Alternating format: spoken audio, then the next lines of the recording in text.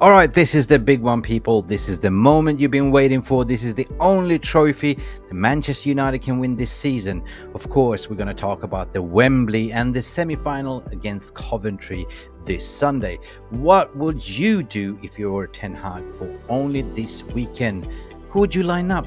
What would be the tactical changes? Who would you pick? And what would be your score prediction? And who will score all the goals for United? Well, in this video, I have been given the keys to be Ten Hag for only 10 to 15 minutes, so I might well make the most out of it. Stick around to the end of this video and you will see what Ten Ruby has cooked up. So of course, welcome to Mufc Realist TV. I am Mick Ruby, or Ten Ruby, giving a fair crack of the web. So please give us a little bit of a cheeky like, subscribe if you haven't, or if you're new, and let's get into the game, shall we?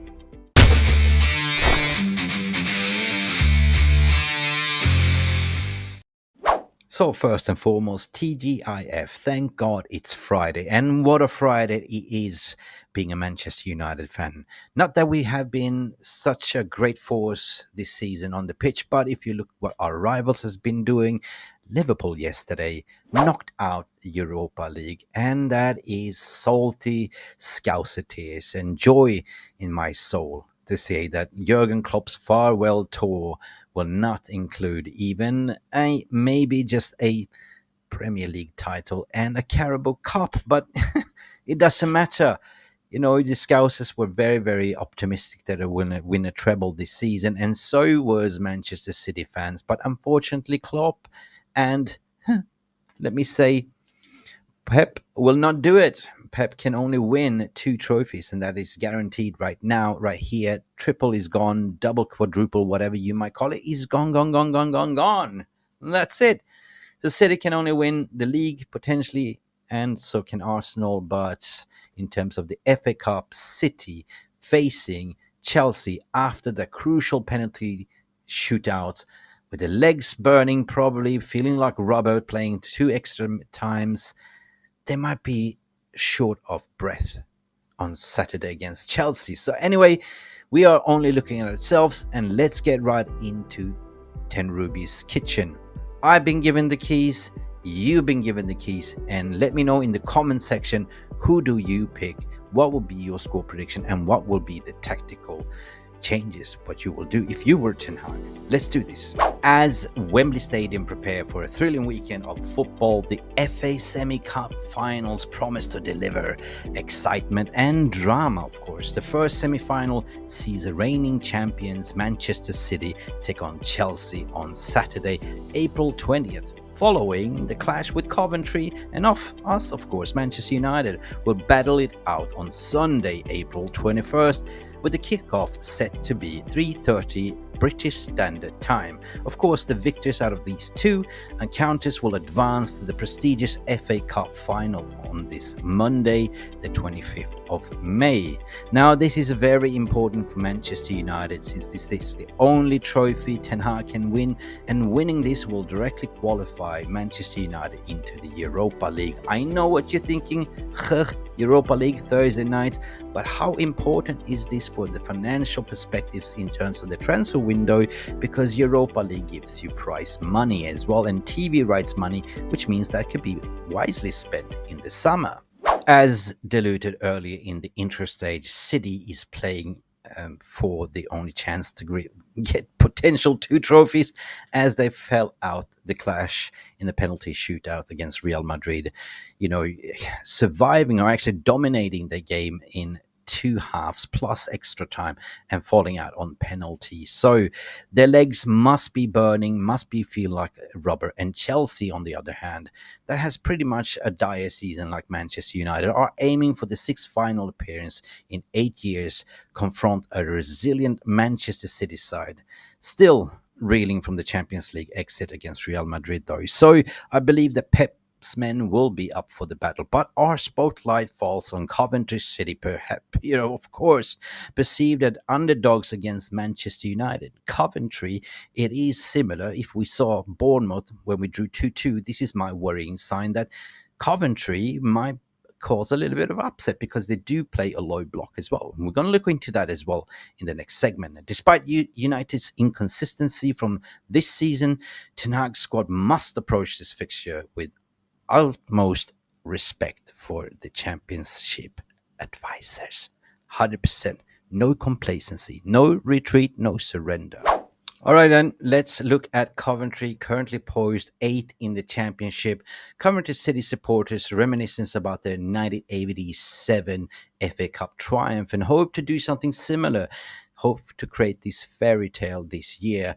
Conversely, United recent history in the FA Cup competition saw us fall out to the city last season, but however, disappointment in the Premier League, currently sitting seventh.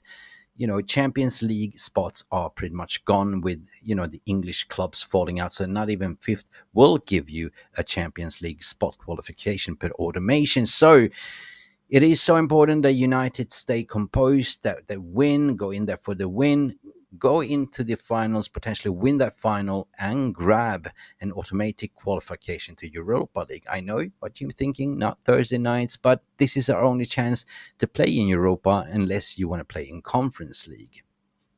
Simply, United must seize this opportunity, as no alibis will suffice should United stumble against Coventry, especially as the Sky Blues return to Wembley for the first time since the last season playoff with a final defeat to Luton Town. United's journey, on the other hand, to the semi-finals saw us triumph over Liverpool in a thrilling 4-3 encounter at Old Trafford, while Coventry stunned Wolves with 2 stoppage time goals. Notably, Coventry claimed victory in the last encounter 2007 against Manchester United, securing a 2-0 win at Old Trafford in the League Cup. So, it is a must win, and we should have no retreat, no surrender, and do not be complacent and do not underestimate. That is my advice, Ten Ruby style, if I am being given the key as Ten Hag for this 15 minutes. Let's have a look at early team news, as Ten Hag's press conference is happening later on this afternoon, which we will be covering, by the way, so stick tuned to that one. But let's start looking at Coventry.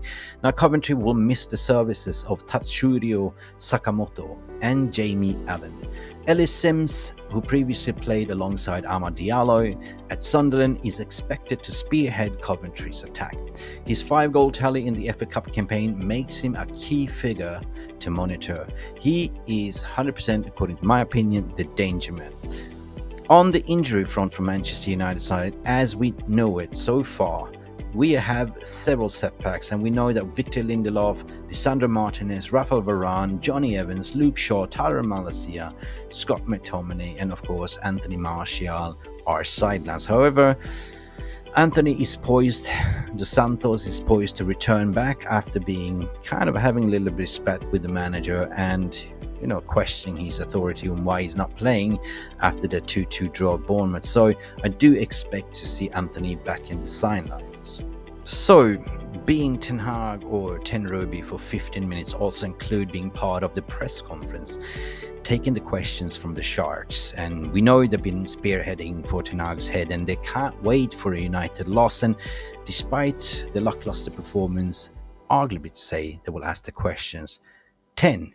Is there any sign of progress? And what would I answer? Let me think. Well, despite of the season's lackluster performance, it's worth acknowledging that Ten Hag's commendable achievements since taking charge in 2022. A potential FA Cup final appearance would mark his 3rd final with United. A potential FA Cup win also will see United secure a trophy in the Europa League as well, to secure that, something that would be extremely beneficial financially for Ineos and Sir Jim Ratcliffe when it comes to the FFP and the summer transfer budget window. So, what is the next question? No, I predict Simon Stone will go 10 despite your 2-2 draw against Bournemouth. How are you going to bounce back? Yeah. I would definitely say, well, following the frustrating 2-2 against Bournemouth in the recent outings, I know we haven't been good enough. But Manchester United, the boys are determined to bounce back, and a victory is the only victory that we can bank in, because they need to show up for the office. We need to win this one, and therefore my lineup will not change that much. I still will play the 4-2-3-1 formation, potentially doing a minor tweak. So the question is, well, who are you going to line up with? Will you still go with Casemiro and Maino? Stick around for this one because this is going to be a surprise.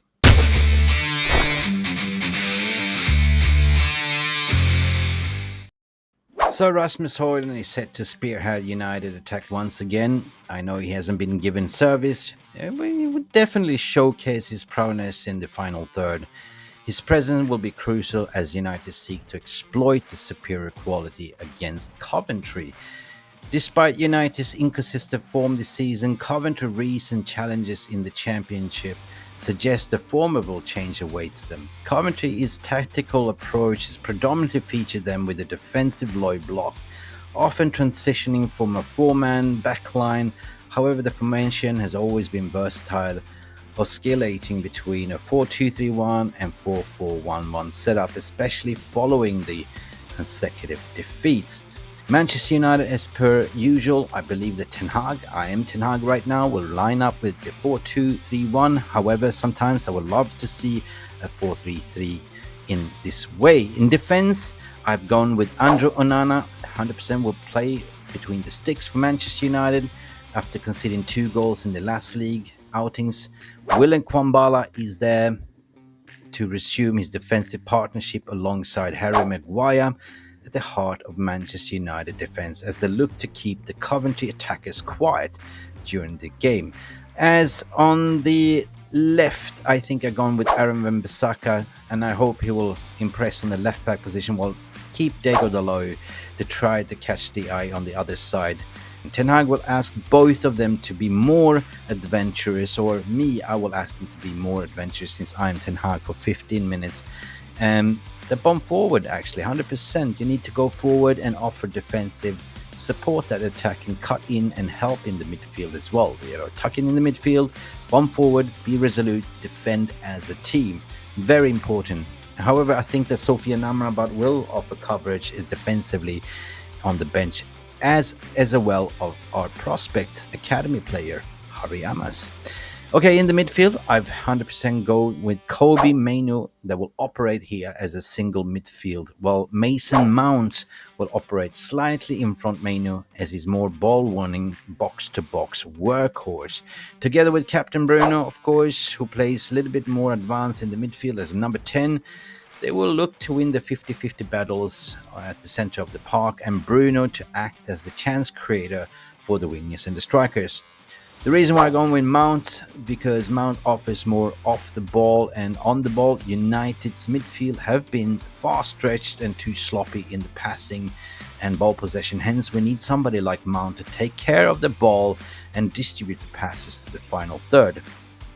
I think that the gifted trio of Marcus Rashford, Bruno Fernandes, potentially Alejandro Garnacho will play just ahead of them. Just maybe, I'm not sure, but all three of them need to combine well. Marcus Rashford being heavily scrutinized, and I wouldn't be surprised to see a Rashford being dropped for a potential Anthony or an Ahmad.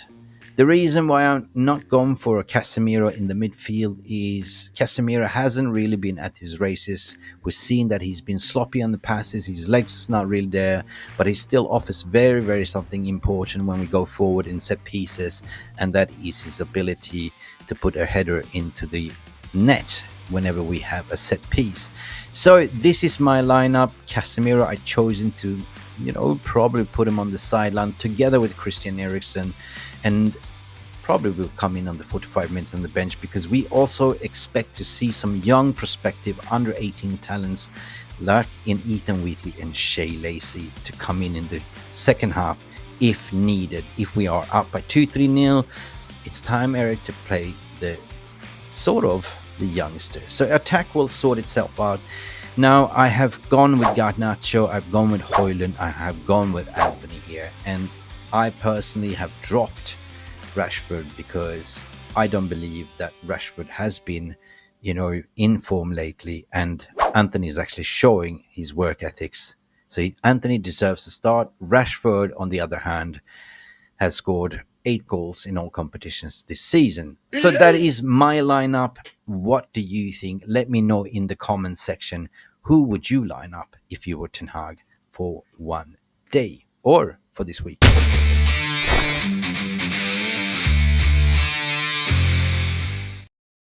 All right, I'm afraid that is my expiration being Ten Hag for 15 minutes. I probably overstayed an extra time, but there's a one final question. Ten Ruby, how are we going to beat them? Answer is very simple. Low block, we know we struggle. We just need to stay resolute, keep that midfield tight, play it to the wings, hold on to the ball, but let the wingers have the ball. Let the wingers run at the fullbacks as well, and let them service Højlund. Højlund should be the focal point. The goal should come from Bruno, Højlund, and the wingers if it's Garnacho or Anthony. Very simple. And the score prediction, according to my opinion, will be, hold your horses. This is what you've been waiting for. 3-0 to United. I think it's going to be a high-scoring game. United's going to be winning with 3-0. Usually I go with the Ruby Classic 3-1, but this time I feel a little bit confident 3-0. Guys, keep the spirit alive. Let me know in the comment section what you think, what it will be your score prediction. Do you agree with my lineup? If not, let me know in the comments what you would have done differently if you were Ten Hag. Of course, this has been Mick Ruby from Mufc Realist TV. We will be back later on with the Ten Hag's press conference live coverage. So I hope to see you to the next time. Tune in later on for the press conference as well. Until then, glory, glory, Manchester United. Keep watching our content. Otherwise, bye for now. Thank you so much for stopping by and watching Mufc Realist TV. Don't forget to like and subscribe and follow us on the socials.